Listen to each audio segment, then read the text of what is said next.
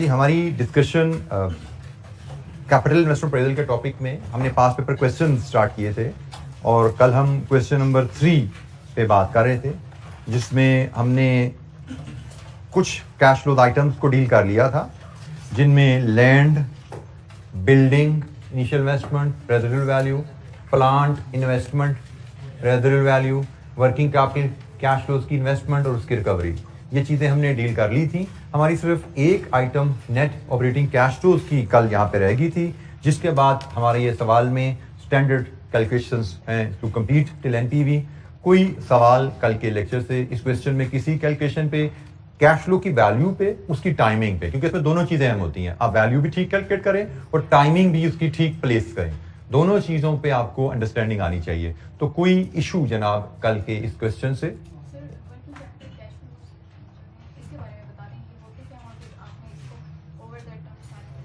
बेटा working capital cash flows को हमने थ्रू इलस्ट्रेशंस पहले कवर किया था। आपने वो लेक्चर की अटेंड नहीं किया? होते क्या आप पूछिए मुझसे।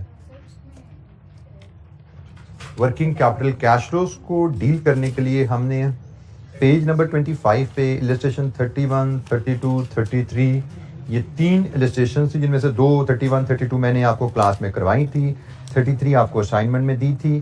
क्या ये लेक्चर आपने अटेंड नहीं किया था?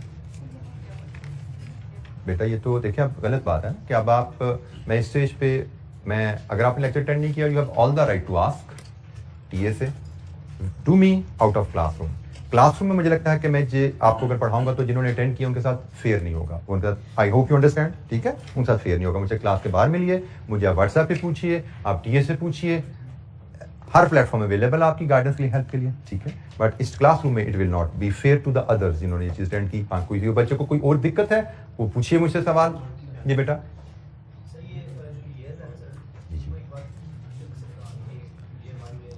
बेटा हमें उसने पहली बात हमने DCF assumption about timing of cash flows पढ़ी है, ठीक है?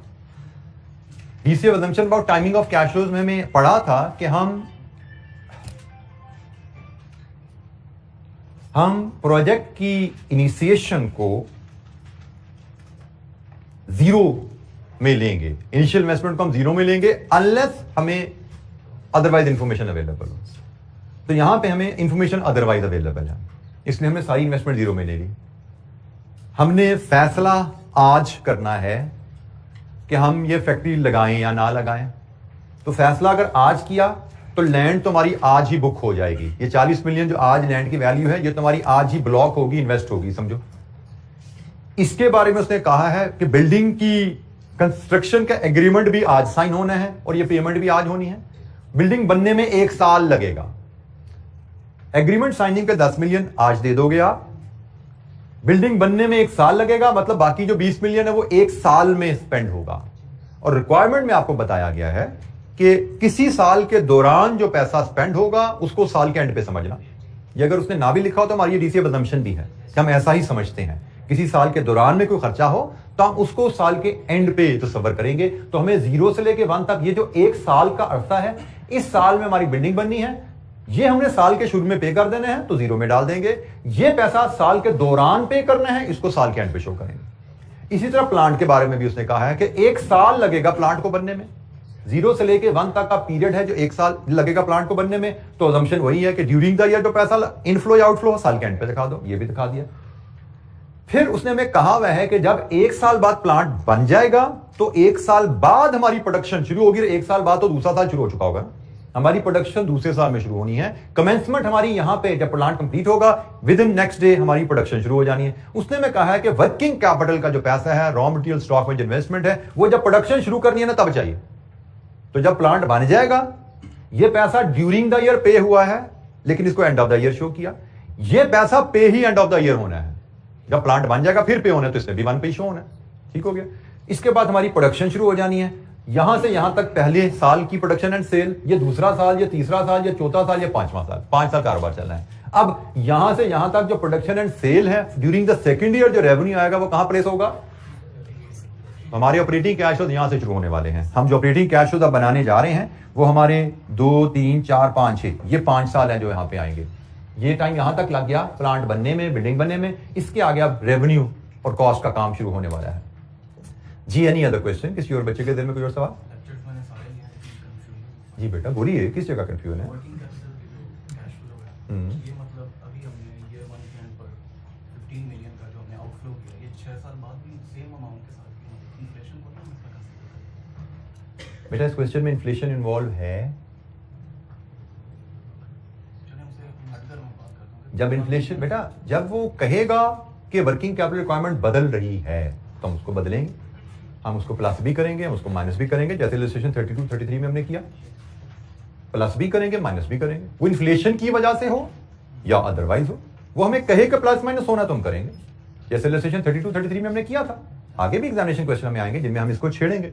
वो कहेगा भाई बदलती है वैल्यू तो हम बदलेंगे उसको, लेकिन यहाँ पे उसने ऐसा कोई जिक्र नहीं किया, ना इन्फ्लेशन का जिक्र है ना कोई उतार चढ़ाव का जिक्र है। उसने कहा जी 15 मिलियन आपको इन्वेस्टमेंट चाहिए, तो भाई हमने इन्वेस्टमेंट चाहिए, हमने इन्वेस्टमेंट शो कर दी।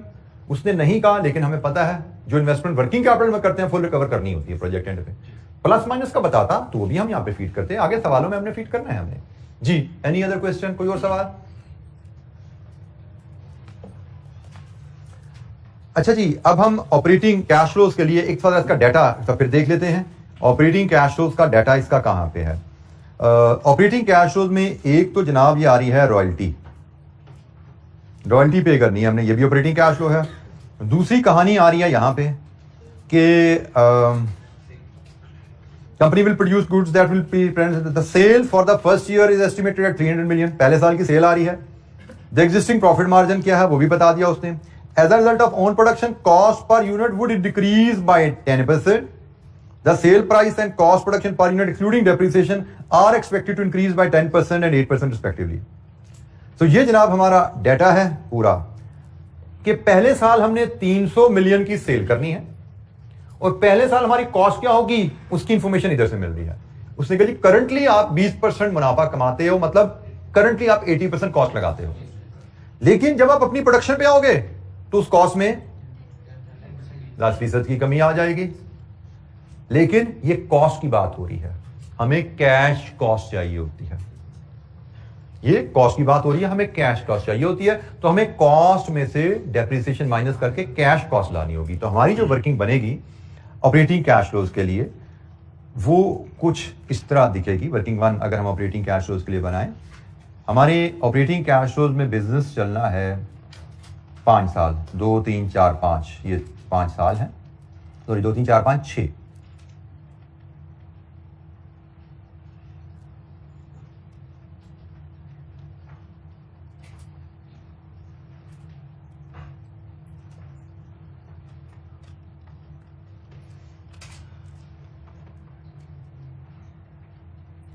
मैंने भी 2 3 4 5 साल कहा, 2 3 4 5 पे गिनती रोक दी। उससे मुझे पुराने अपने टीचर्स की बात याद आ गई, माशाल्लाह बड़े सीनियर टीचर अभी प्रैक्टिसिंग चार्ट अकाउंट है।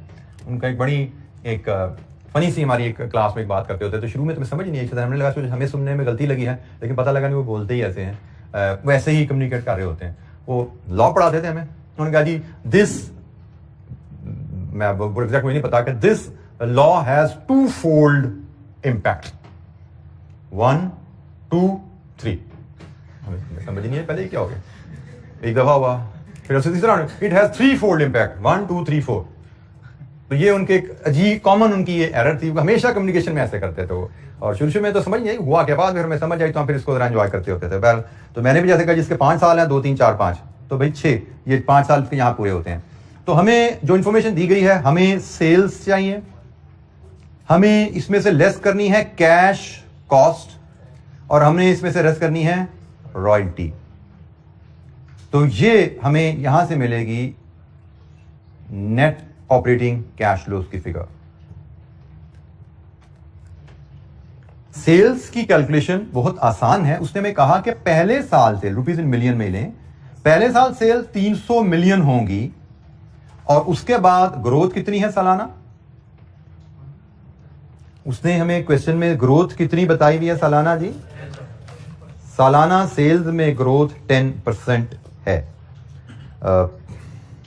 किस नोट में लिखा हुआ है, ऊपर पैरा में ही आ रहा है। सेल्स में 10% ग्रोथ आएगी और कॉस्ट में 8% ग्रोथ आएगी, तो 10% पर एनम ग्रोथ है जी। तो next year it will be 330, next year 363, next year 399.33, next year 439.23। Sorry बेटा, मुझे गलती लगी क्या? Sale for the first year of production is estimated at 300 million. कहीं प्राइस का जिक्र नहीं, कहीं यूनिट्स का जिक्र नहीं। 300 मिलियन सेल्स हैं, रेवेन्यू है ये, ठीक है जी।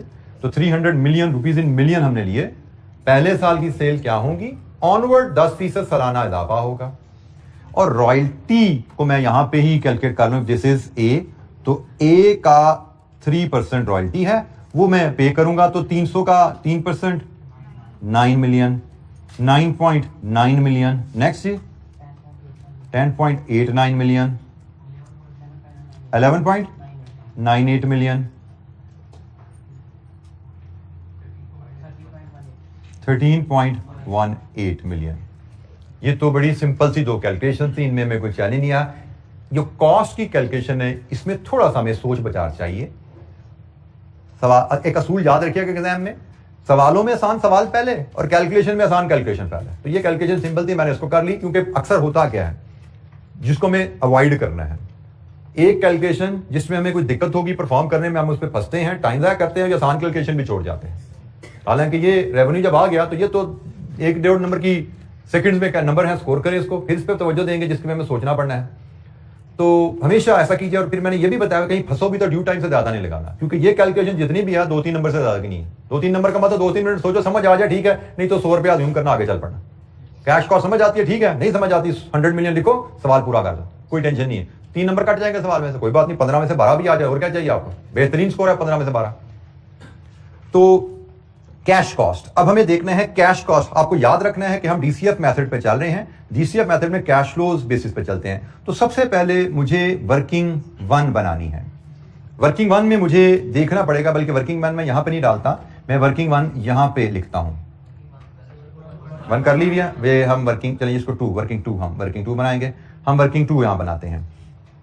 वर्किंग 2 में हमें बताया गया है कि हमारी cost, expected cost for the first year क्या है। हमें कहा गया है कि पहले साल 300 मिलियन की सेल है, इसका 80% तो रूटीन में हमारी कॉस्ट आनी थी। इसका 80% तो रूटीन में हमारी, अगर हम प्रोडक्शन ना करते तो कॉस्ट आनी थी, लेकिन जब हम प्रोडक्शन खुद कर रहे हैं तो कॉस्ट में 10% की कमी आ जाएगी। तो भाई अगर हम खरीदते तो हमारी 300 मिलियन की सेल्स की कॉस्ट इतनी होती, बनाई है तो हमारी कॉस्ट 10% कमी के साथ कितनी है, 216 मिलियन। ये हमारी कॉस्ट है। उसने कॉस्ट कहा है, तो कॉस्ट में तो डेप्रिसिएशन भी शामिल होती है। हमें तो कैश कॉस्ट चाहिए, तो इसमें से हम लेस कर देते हैं डेप्रिसिएशन। डेप्रिसिएशन हम बिल्डिंग पे भी चार्ज करेंगे, डेप्रिसिएशन हम प्लांट पे भी चार्ज करेंगे। ये दोनों डेप्रिसिएशन लेस करेंगे तो हमारी एक्सपेक्टेड कैश कॉस्ट आ जाएगी फॉर द फर्स्ट ईयर। आगे फिर ग्रोथ है वो हम डाल देंगे। तो जनाब बिल्डिंग की डेप्रिसिएशन हमें बताया गया है कि बिल्डिंग भी और डेप्रिसिएशन का जिक्र कहां पे जी, पॉलिसी डेप्रिसिएशन 4th बुलेट ये वाली डेप्रिसिएशन, ओएल charge depreciation on factory building and plant under straight line method. Straight line method पे डेप्रिसिएशन चार्ज करनी है, तो स्ट्रेट लाइन मेथड पे डेप्रिसिएशन चार्ज करने का तरीका कर क्या होता है, cost minus residual value divided with life. बिल्कुल ठीक है, cost minus residual value. Building की कॉस्ट 30 मिलियन, बिल्डिंग की residual value 15 million divided with life, कितनी डेप्रिसिएशन 3 मिलियन। प्लांट की डेप्रिसिएशन, प्लांट की कॉस्ट 100 मिलियन, प्लांट की रेजिडुअल वैल्यू 10 मिलियन, प्लांट की लाइफ 5 साल 18। तो जनाब कैश कॉस्ट हमारी कितनी होगी, 195 मिलियन। ये हमारी पहले साल की कैश कॉस्ट है।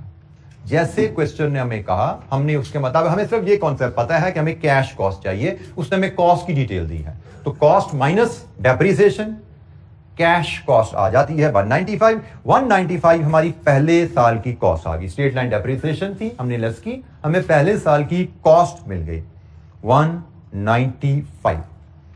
195 ये पहले साल की कॉस्ट है, और ऑनवर्ड इसमें ग्रोथ कितनी है, 8% पर एनम।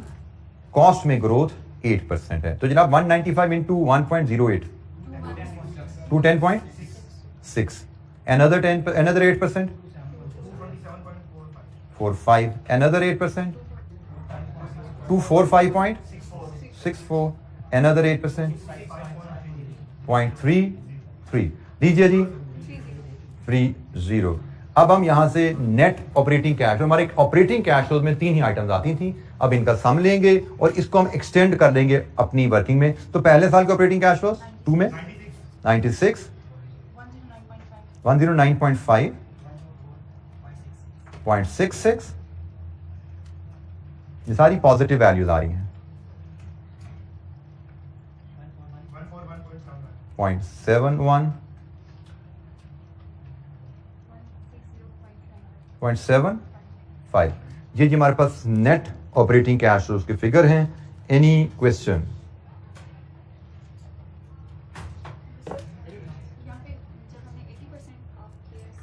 जी बेटा हमने बिल्कुल ख्याल रखना होता, अगर वो हमें कहता तो यहाँ पे उसने 20% मार्जिन कहा है, बिल्कुल हमें ख्याल रखना है। 20% मार्जिन है। 20% मार्जिन का मतलब क्या है कि सेल्स में से 20% मुनाफा है, सेल्स में से 80% कॉस्ट है, तो हमने बिल्कुल ख्याल रखा है सेल में से 80% कॉस्ट है। जी एनी अदर क्वेश्चन? अच्छा जी, ये हमारे पास जो फिगर अवेलेबल हैं, इन फिगर्स को अब हम लेके एक्सटेंड करते हैं मेन शीट में, जहां पे हमने पॉइंट आउट किया था, जहां हमें इसको फीड करना है। तो जनाब पहली फिगर है 96, दूसरी फिगर है 109.5, तीसरी फिगर है 124.66, देन 141.77, देन 160.75। ये जो जी डाटा हमारा कंप्लीट है। इसके आगे हमें कॉलम का टोटल लेना है, 12% के फैक्टर लाने हैं, प्रेजेंट वैल्यू और फिर नेट प्रेजेंट वैल्यू लेनी है। तो हमने यहां से सम करना है कॉलम वाइज और फिर आखिर में हमने प्रेजेंट वैल्यू का सम लेना है। कंप्लीट कीजिए share NPV with me, calculation perform कीजिए और एनपीवी की वैल्यू शेयर कीजिए।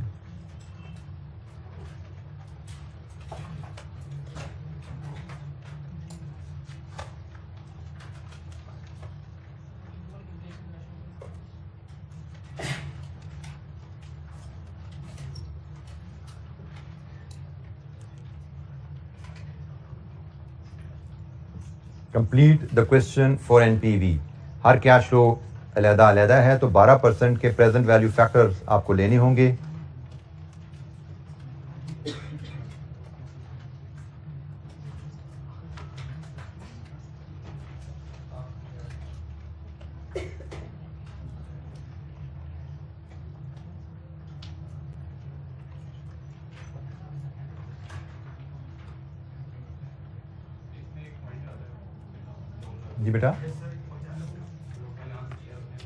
जी बेटा मेरी कल उस पॉइंट पे डिस्कशन आपसे ये हो गई थी कि फाइनेंसिंग कैश फ्लोज को हमने शामिल अपने एनालिसिस में नहीं करना होता। लोन लेना, लोन पे करना, लोन पे इंटरेस्ट पे करना, ये सारे आपके फाइनेंसिंग कैश फ्लोज हैं। इन्वेस्टमेंट अप्रेजल में हम सिर्फ इन्वेस्टिंग कैश फ्लो देते हैं, कैपिटल इन्वेस्टमेंट के और वर्किंग कैपिटल इन्वेस्टमेंट के और ऑपरेटिंग कैश फ्लो देते हैं। फाइनेंसिंग कैश फ्लोज हम अपनी कैलकुलेशन में नहीं लाते। हमें कहीं आईकैप के सोल्यूशन में एक आध जगह ये गलती नजर आएगी, हमने इसको अवॉइड करना है, ठीक है। इस क्वेश्चन में जैसे this is an error, investing cash flows ICAP ने लोन की वसूली और लोन की रीपेमेंट डाली हुई है। इंटरेस्ट कैश फ्लोज उसने नहीं लिए, लेकिन उसने लोन के प्रिंसिपल के कैश फ्लोज अपनी वर्किंग में डाल दी हैं, विच इज एन एरर, ठीक है। तो हमने फाइनेंसिंग कैश फ्लोज के बारे में याद रखना है, हमने फाइनेंसिंग कैश फ्लोज को शामिल नहीं करना। इसीलिए मैं आपको बार बार जो एडवाइस भी करता रहता हूँ, आल्दो ये बहुत कम होता है कि आईकैप के सोल्यूशन में एरर्स हमें मिलें, लेकिन बहरहाल 2-4% चांसेस ही एरर मिल जाती हैं। और जब आप अपना दिमाग अप्लाई किए बगैर सोल्यूशन पढ़ रहे होते हो, तो आप फिर उसको जज नहीं कर पाते कि क्या ये गलती है या आपको समझने में गलती लग रही है। आप जज नहीं करते और आप समझते हो यकीनन ये सोल्यूशन ठीक होगा, आप उसको उसी तरह याद करने की कोशिश करते हो ऑन द असम्पशन के शायद क्लास में सर ने ये चीज स्किप कर दी होगी, तो ये यहाँ पे कोई नई चीज मिल गई है, मैं सीख लूँ इसको। तो जरूरी नहीं कि वो चीज नहीं हो, वो चीज गलत भी हो सकती है। तो अगर आपने नोट्स पढ़े होंगे, आपको ये पता होगा कि फाइनेंसिंग कैश फ्लोज को हमने इन्वेस्टमेंट अप्रेजल में नहीं लेना, फिर वो सोल्यूशन आप देखोगे तो आप समझ जाओगे ये गलती है। लेकिन अगर ये नोट्स पढ़े बगैर सोल्यूशन देखोगे तो आपको लगेगा शायद सर ने स्किप कर दी थी बात ये, तो हमें तो क्लास में सर ने सवाल में नहीं कराई थी, सर से मिस होगी। तो इसको भी ऐसे करना होता है, आप उसको सीखने की कोशिश करोगे। तो ये इसीलिए मैं बार बार कहता हूं कि सोल्यूशन खुद पहले अटेम्प्ट किया करो, फिर एग्जामिनर सोल्यूशन से कंपेयर किया करो, पहले नोट्स पढ़ा करो, नोट्स के मुताबिक सॉल्व किया करो जी। Any question? क्या एनपीवी आ रही है यहां से? 271.42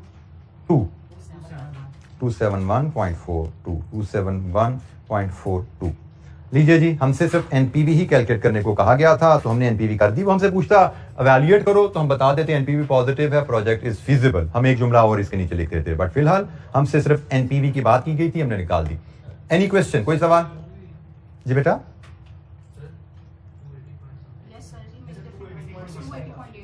280.86 लीजिए जी। तो कैलकुलेशन को मैंने पहले भी चाहे एक यकीनी ये बात बोली होगी, ध्यान से कैलकुलेशन परफॉर्म किया कीजिए। बात किस तरह की हम जिसको अनफोर्स एरर कहते हैं, गलतियां कर जाते हैं और हम 1-2 नंबर ऐसे लूज कर जाते हैं। तो एग्जाम में हमें पता है एक नंबर मैटर कर रहा होता है, एक नंबर करके 2-4 नंबर हमने लूज किए, तो अक्सर बच्चे तो 1 नंबर से भी फेल हो जाते हैं। लेकिन हम एक करके केयरलेसनेस की वजह से 3-4 नंबर लूज कर जाते हैं बाज़ का, और हमारा अच्छा खासा पेपर जो है वो पास से फेल में कन्वर्ट हो जाता है। वी नीड टू लर्न कि हम ध्यान से काम करने की आदत डालें जी। Any question? कोई सवाल? अच्छा, ये क्वेश्चन और देखते हैं। क्वेश्चन नंबर 6, इसमें हमारे पास काफी ज्यादा पास पेपर के क्वेश्चन अवेलेबल हैं, शॉर्ट क्वेश्चन भी हैं, लॉन्ग क्वेश्चन भी हैं। तो हम क्वेश्चन नंबर 6 पे जाते हैं जी। It is Cloudy Company Limited, autumn 17 का क्वेश्चन है ये। रिक्वायरमेंट है compute IRR, internal rate of return of the new plant, and advise whether CCL should introduce D44, assume that all cash flows will arise at the end of the year unless stated otherwise। मैं फिर बोल दूं, जिसमें जुमला ना भी लिखा हो, हमें पता है ऐसा ही होता है। ये जुमला कोई जरूरी नहीं था लिखना, हमने ये बुक में ये चीजें पढ़ी हुई हैं कि this is how we should deal. तो IRR कैलकुलेट करना है जी। Let's read the question. Cloudy Company Limited manufactures and sells specialised machine X85। A newer version of machine is gaining popularity in the market, and CCL is therefore considering to introduce a similar version, that is D44. Detailed research in this respect has been carried out during the last 6 months at a cost of 3.25 million. Company currently एक product DX85 बेचती है, उसका नया version D44 market में आ चुका है। Company ने research करके 3.25 मिलियन स्पेंड कर दिया जस्ट टू असेस कि इसकी कंपनी इस प्रोडक्ट की पॉपुलैरिटी क्या है। The related information is as under. The initial investment in the new plant for the manufacturing of D44 would be 450 million, including installation and commissioning of the plant. Projected production and sales of D44 are as follows. Number of units में data given है जी, 4 साल चलना है ये plant. Sales volume of X85 in the latest year was 30,000। जो साल गुजरा उसमें X85 में 30,000 बेचा था। It is estimated that introduction of D44 would reduce the sale of X85 by 2,000 units every year। हर साल हमारा X85 2,000 यूनिट्स उसकी सेल कम होती जाएगी। Estimated selling price and variable cost per unit of D44 in year 1 is estimated at 40,000 and 32,000 respectively. The contribution margin on X85 in year 1 is estimated at 5,500 units. Fixed costs in the year 1 are estimated at 45 million. However, if the new plant is installed, these costs would increase to 75 million. हमारे पास एक plant already X85 का चल रहा है, ठीक है। तो उसने कहा जी X85 के हिसाब से तो फिक्स्ड कॉस्ट एक्सपेक्टेड है अगले साल 45, लेकिन अगर नया प्लांट लगा लिया तो ये कॉस्ट इंक्रीज टू 75 पे चली जाएगी। ये ख्याल रखना है, इंक्रीज बाय डिफरेंस होता है, ठीक है। उसने कहा जी 45 से 75 पे चली जाएगी, मतलब 30,000 से 30 मिलियन से बढ़ जाएगी। Impact of inflation on selling price, variable cost and fixed cost would be 10% for the both machines and plants. The new plant would be depreciated at 25% under the reducing balance method. Tax depreciation is to be calculated on the same basis. The residual value of the plant at the end of the useful life of 4 years is expected to be equal to its carrying value. Applicable tax rate is 30% and tax is paid in the year in which liability rises. Cost of capital is 12%. अच्छा जी, हमने जो चीज़ एक सीखी है कि question में जब भी इन्फ्लेशन आ जाए, जैसे यहाँ पे इन्फ्लेशन आया, तो हमें देखना होता है कि हमने कैसे इसको लेकर चल रहे हैं, रियल या मनी। तो हमने देखा यहाँ पे इन्फ्लेशन और साथ टैक्सेशन भी है, सही है। तो इन्फ्लेशन भी है, टैक्सेशन भी है, हम मनी अप्रोच पे हम चलेंगे। यहाँ पे हम मनी अप्रोच पे चलेंगे, मतलब हम तमाम कैश फ्लोज को इन्फ्लेट करके चलेंगे। फॉर्मेट हमारा स्टैंडर्डाइज ही रहता है। कि जीरो में इन्वेस्टमेंट है, 4 साल तक कारोबार चलना है, 0 से 4 तक, टैक्सेस भी सेम ईयर में ही है। इसका मतलब हमारे कैश फ्लो 0 से 4 तक ही रहने वाले हैं। ईयर में होते तो चौथे साल के प्रॉफिट बिफोर टैक्स 5वें साल पे जा सकता था। फॉर्मेट अगर हम बनाएं तो हमारा फॉर्मेट यहाँ पे जो स्टैंडर्ड सा है उसी पे हम उसको लेके चलते हैं। क्वेश्चन नंबर 6, IRR पे जाना है तो 0, 1, 2, 3 एंड 4, ये जो हमारे कैश फ्लो है जिसमें इन कॉलम में हमें अरेंज करने हैं। हमें इन्वेस्टमेंट्स जो बात की गई है कितनी है जी नेशन, 450 मिलियन। इसका मतलब रुपीज इन मिलियन में ही हमें डील करने चाहिए, काफ़ी बड़ी फिगर्स आने वाली हैं, तो रुपीज इन मिलियन में हम वैल्यूज लेकर चलेंगे। हमें जो इन्फॉर्मेशन दी गई है उसके मुताबिक एक हमें इनिशियल कैपिटल इन्वेस्टमेंट की फिगर दी गई है, एक ही फिगर है तो हम एक ही लाइन आइटम इसके लिए ऑक्यूपाई करते हैं। वर्किंग कैपिटल इन्वेस्टमेंट का कोई जिक्र नहीं है। इसके बाद आगे रेवेन्यू और कॉस्ट आइटम का जिक्र है, तो हम फिर चले जाते हैं नेट ऑपरेटिंग कैश फ्लोज की तरफ, क्योंकि हम वर्किंग से इसको हैंडल करके लाएंगे। और इसके बाद टैक्सेशन है, हम उसको भी वर्किंग से कैलकुलेट करेंगे। ये जी हमारी टैक्सेशन के बाद यहां से हमें नेट कैश फ्लोज मिल जाएंगे और हमें फिर कहा गया है IRR निकालिए। कॉस्ट ऑफ कैपिटल 12% है तो हम डिस्काउंट फैक्टर 5% का ले लेते हैं, इस पे PV लेंगे, इसकी NPV ले लेंगे, फिर हम एक डिस्काउंट फैक्टर से 20% का ले लेते हैं, इसकी PV ले लेंगे और फिर हम NPV एट 20% ले लेंगे। तो 2 रेट्स पे 2 NPVs आएंगी हमारे पास। यहां से हम फिर इंटरपोलेशन से IRR कंप्लीट कर लेंगे। ठीक है जी, तो ये फॉर्मेट है जी जिसपे हमने चीजों को फीड करना है। स्टार्टिंग विद इनिशियल इन्वेस्टमेंट कितनी है जी, 450 मिलियन, 0 में आउटफ्लो।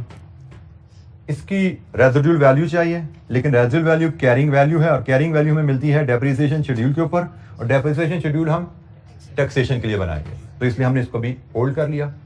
हम नेट ऑपरेटिंग कैश फ्लोज की तरफ मूव करेंगे और working 1। Net operating cash flows में हमें जो आइटम्स दी गई हैं, हमें एक तो उसने बताया हुआ है यूनिट्स का डाटा, फिर हमें कंट्रीब्यूशन का डाटा गिवन है, फिर फिक्स कॉस्ट का भी जिक्र है और कंट्रीब्यूशन लॉस का भी जिक्र है,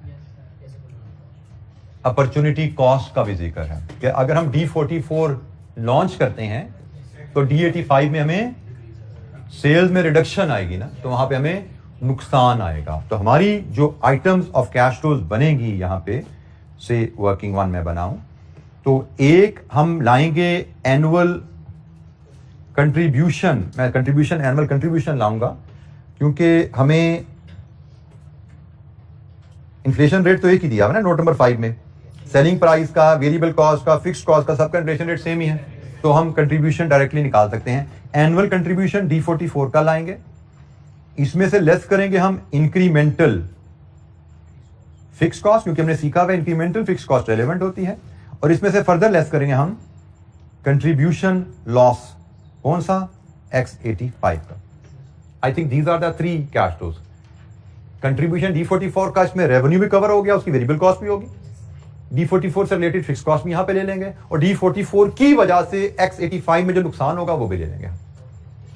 तो जनाब ये हमारा डाटा है, 4 साल के लिए हमें ये यहां पे ये अरेंज करना है, क्योंकि हमारा कारोबार 4 साल चलना है।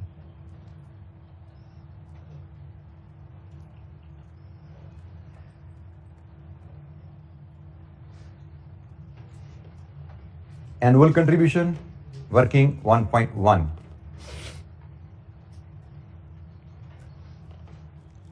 चूंकि हर साल वॉल्यूम बदल रहा है तो हम ईयर वाइज 1, 2, 3, 4 सेल यूनिट्स लेंगे, कंट्रीब्यूशन पर यूनिट लेंगे और एनुअल कंट्रीब्यूशन ले लेंगे रुपीज इन मिलियन में, और कंट्रीब्यूशन पर यूनिट हम रुपीज में ले आते हैं। सेल यूनिट्स रेडीली अवेलेबल हैं, पहले साल 20,000, दूसरे साल 25,000, तीसरे साल 27,000 और चौथे साल 29,000। कंट्रीब्यूशन पर यूनिट, उसने कहा है नोट नंबर 3 में estimated selling price and variable cost per unit of D44 in year 1 is estimated and 40,000 and 32,000, मतलब 40,000 माइनस 32,000 इट इज 8,000। पहले साल में हमारा कंट्रीब्यूशन 8,000 एक्सपेक्टेड है। तो जनाब units into contribution per unit, सालाना कंट्रीब्यूशन रुपीज इन मिलियन में 160 मिलियन, ये हमारा सालाना कंट्रीब्यूशन है।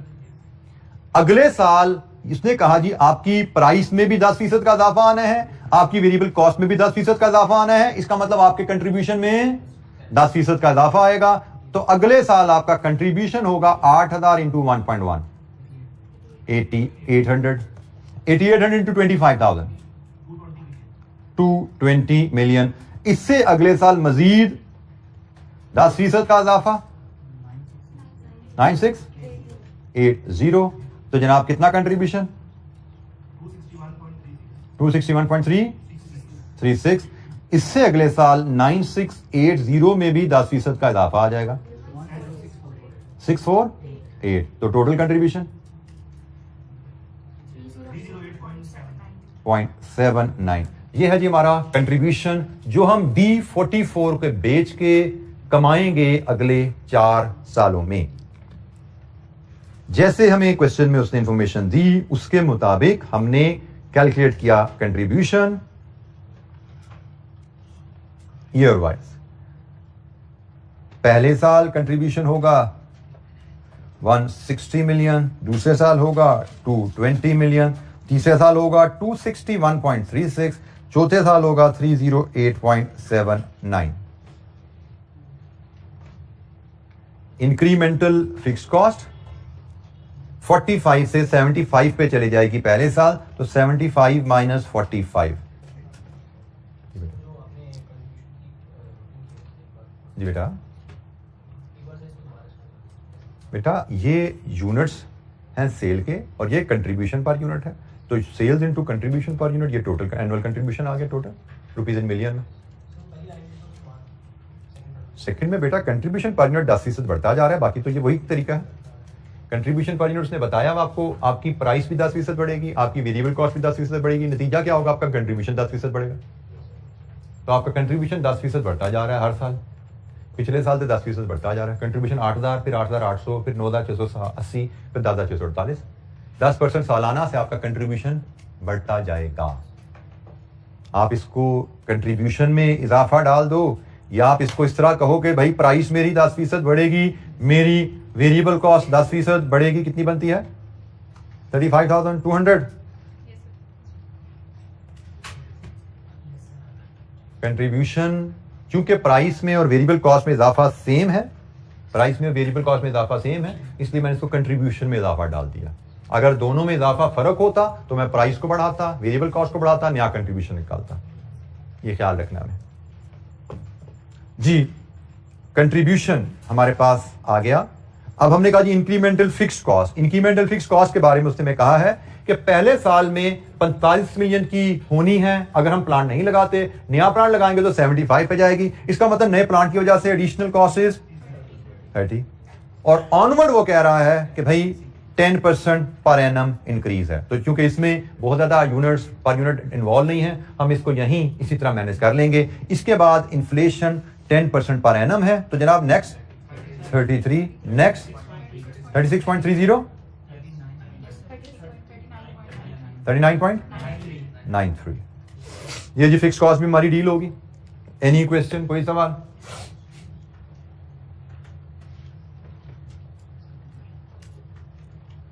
इसके बाद नेक्स्ट आइटम कंट्रीब्यूशन लॉस, कि अगर हम ये यूनिट्स बेच के कमाएंगे D44 से ये कमाई करेंगे तो X85 पे नुकसान भी होगा। उसके लिए वर्किंग 1.2 हम बनाते हैं। हमें नुकसान क्या होने वाला है X85 में। ईयर वाइज हमें कहा गया है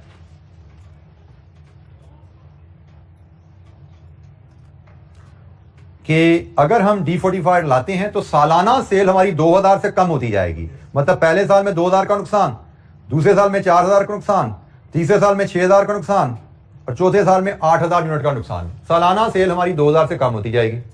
पहले साल हम 2000 यूनिट X85 का नहीं बेच पाएंगे अगर D44 लाते हैं। दूसरे साल हम 4000 यूनिट्स नहीं बेच पाएंगे X85 के। तीसरे साल मजीद 2000 का नुकसान होगा। चौथे साल मजीद 8000 का नुकसान हो जाएगा। और हमें कहा गया है कंट्रीब्यूशन पर यूनिट जो X85 का है, कंट्रीब्यूशन पर यूनिट जो X85 का रुपीज में है, कितना है जी वो? उसने कहा जी पहले साल वो 5500 होगा, ऑनवर्ड इसमें भी 10% इजाफा आता जाएगा। कितना हो जाएगा जी दूसरे साल? 6050, फिर 6050 पे मजीद 10% इजाफा 6655, फिर इसमें मजीद इजाफा 7321। लीजिए जी टोटल कंट्रीब्यूशन लॉस हमारा रुपीज इन मिलियन में कैलकुलेट कर लीजिए, क्या है? 11 मिलियन, 24.2 मिलियन, 39.93 मिलियन, 58.57 मिलियन। ये जी लॉस ऑफ कंट्रीब्यूशन है कि अगर हमने D44 लॉन्च किया तो D44 लॉन्च करने के नतीजे में हमें X85 में इतना नुकसान भी होगा।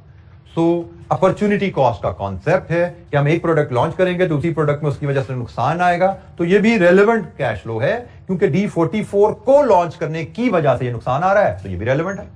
D44 की कमाई आएगी तो D44 X85 में से ये माइनस भी होगा, फिर ये दोनों लाजमो मलजूम है। जी बेटा,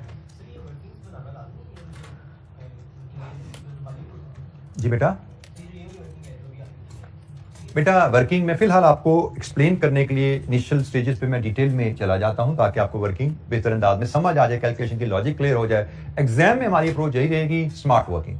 अगर हम किसी कैलकुलेशन को स्मार्टली प्रेजेंट कर सकते हैं तो वी शुड गो देयर। जैसे यहाँ पे मुझे लगा कि इसकी एक्सप्लेनेशन में मुझे वर्किंग डिटेल में आपको समझाने के लिए जरूरत नहीं है तो मैंने इसको यहीं पे कर दिया, लेकिन ये मुझे लग रहा था कि आपको कॉन्सेप्ट क्लियर होना चाहिए कि आपको यूनिट्स और कंट्रीब्यूशन पर यूनिट से कैसे मूव कर रहे हैं, उसके हिसाब से इसको मैंने एक्सप्लेन किया। अगर आपको लगता है आप इसके बगैर एग्जामिनर को कम्युनिकेट कर सकते हो कि आपने ये फिगर कैसे हासिल की है, डिटेल में जाए बगैर एग्जामिनर को कम्युनिकेट कर सकते हो, आपके दिमाग में इतनी एफिशिएंट स्मार्ट प्रेजेंटेशन के फॉर्मेट्स हैं, go ahead, you are at liberty.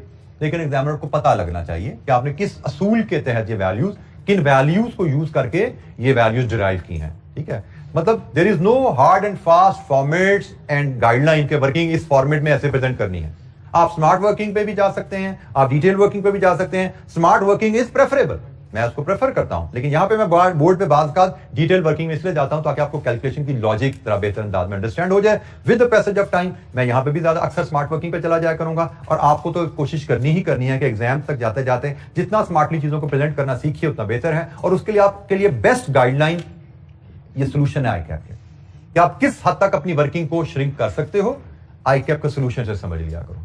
ठीक है, लेकिन आईकैप के सोल्यूशन से आप वर्किंग को श्रिंक करना तभी समझोगे जब वर्किंग की लॉजिक आपको पता है।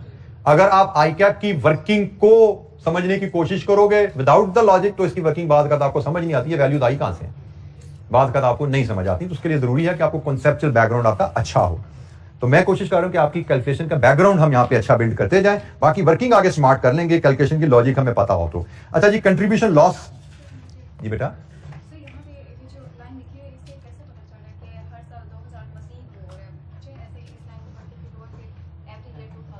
अच्छा जी, आपका कहना है कि आपको लगा कि एवरी ईयर, जो ये लाइन कौन सी है जी, पॉइंट नंबर 2 की last line, it is estimated that introduction of D44 will reduce the sale of X85 2000 units every year. 2000 से हर साल हमारी सेल कम होती जाएगी, हर साल हमारी सेल 2000 से कम होती जाएगी, हर साल 2000 से कम होती जा रही है। इसका मतलब क्या है कि पहले साल 2000, अगले साल फिर 2000 से कम होगी, तो टोटल तो 4000 का नुकसान हो गया ना आज के मुकाबले में। अगले साल फिर 2000 से कम होगी तो आज के मुकाबले में तो 6000 कम होगी ना। बिफोर D44 जो आप सेल करते थे 2000, 4000, 6000, 8000, हर साल 2000 कम होनी है।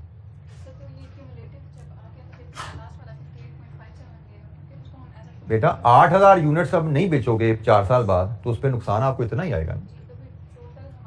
ये 1 साल का नुकसान है, ये चौथे साल का नुकसान है, ये पहले साल का नुकसान है, ये दूसरे साल का नुकसान है, ये तीसरे साल का नुकसान है, ये चौथे साल का नुकसान है। कि अगर आप मैं यहाँ पे जरा वैल्यूज लिख लूं, फिर मैं इसको एक्सप्लेन आपको मजीद इसको रिलेट करता हूं।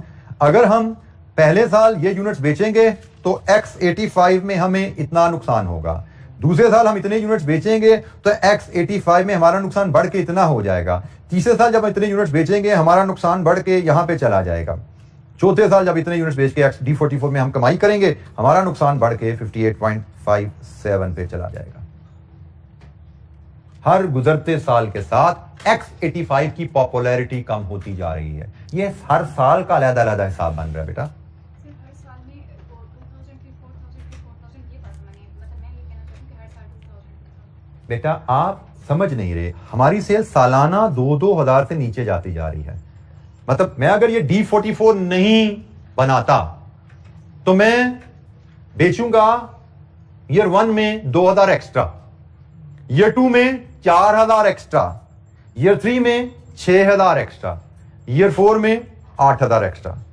D44 लॉन्च कर दिया तो ये मेरी सारी सेल्स उड़ जाएगी। D44 की वजह से मुझे क्या नुकसान होने जा रहा है? पहले साल में मैं 2000 नहीं बेच पाऊंगा, दूसरे साल मैं 4000 नहीं बेच पाऊंगा, तीसरे साल मैं 6000 नहीं बेच पाऊंगा, क्योंकि हर साल D44 की वजह से मेरी सेल नीचे से नीचे जाती जा रही है। आज के मुकाबले में बेटा D44 से पहले, D44 के आने के बाद क्या फर्क पड़ रहा है मेरे प्रॉफिट्स पे, हम ये गेज कर रहे हैं। D44 के आने से मेरी जेब पे क्या असर पड़ेगा, D44 के आने से 1 2 3 4 में मुझे ये नुकसान आएगा। D44 नहीं है तो मैं ये कमाऊंगा, D44 आएगा तो मैं ये नहीं कमाऊंगा। Loss of earning is a cost, this is loss of earning which will be treated as cost. जी नेट कैश फ्लोज यहां से लीजिए, नेट ऑपरेटिंग कैश फ्लोज कितने हैं जी? 190 119 जी 119। नेक्स्ट 106 162.8 185.13 0.30। ये जी हमारे पास फिगर्स आ गई नेट ऑपरेटिंग कैश फ्लोज की, जिसको हमने यूज करने हैं। Net operating cash flows 119.00 162.80 185.13 and 210.30। जी एनी क्वेश्चन? अच्छा जी हमारे पास एक ये इनिशियल इन्वेस्टमेंट रेजिडुअल वैल्यू और एक टैक्सेशन की कैलकुलेशन रह गई है। टैक्सेशन के लिए मैं आपको फॉर्मेट में एक्सटेंड कर रहा हूं, आपको ये खुद पॉपुलेट करके घर से लाना है। कोई दिक्कत होगी तो कल हम डिस्कस करेंगे और आगे चलेंगे। आपको जो होम असाइनमेंट में काम करना है, यहाँ से आपने लेस करनी है डेप्रीसिएशन, यहाँ से आपको मिलेगा टैक्सेबल प्रॉफिट और इस पे आप कैलकुलेट करेंगे टैक्स। क्या रेट है टैक्स का? 30%। ये आपका फॉर्मेट है जी। यहाँ पे आपने और टैक्स डेप्रीसिएशन के लिए वर्किंग 1.1 1.2 बना चुके हैं। वर्किंग 1.3 आपकी जो बनेगी, जिसमें से आपने रेजिडुअल वैल्यू भी लानी है। वर्किंग 1.3 एक कॉलम टैक्स डेप्रीसिएशन का, एक कॉलम ईयर का। 1 2 3 4 आपको याद होना चाहिए। हमें उसने जो बताया है कि रिड्यूसिंग बैलेंस डेप्रीसिएशन कैलकुलेट होनी है। हम यहाँ पे टोटल डेप्रीसिएशन कैलकुलेट करते हैं, फिर हम कॉस्ट लेके आते हैं, हमें यहाँ से WDV भी मिलती है। और हमें जो बताया गया है, ये जो WDV है जिसको कैरिंग वैल्यू भी कहा जा रहा है, ये हमारी रेजिडुअल वैल्यू भी रहेगी। यहां से आपको टोटल डेप्रीसिएशन, ये आपकी 4 डेप्रीसिएशन यहां से जाएंगी, 1 2 3 4, और यहां से ये कैरिंग वैल्यू भी आपको निकालनी पड़ेगी ताकि आप अपने रेजिडुअल वैल्यू में फीड कर सकें। तो ये फॉर्मेट है, इसको पॉपुलेट करके आप IRR तक, यहां तक आप इसको लेके जाएंगे। सवाल को इंटरपोलेशन की मदद से IRR तक लेके जाएंगे। इस सवाल को कंप्लीट करना इज योर असाइनमेंट। मैं IRR का फार्मूला भी आपके लिए फीड कर देता हूं। IRR is lower rate plus NPV at low rate over NPV at low rate plus minus NPV at higher rate minus low rate. So मुझे फाइनल ये IRR का आंसर आपसे कल चाहिए। कोई दिक्कत होगी तो उसको डिस्कस करेंगे और नेक्स्ट क्वेश्चन पे मूव करेंगे। Thank you very much. अस्सलाम वालेकुम।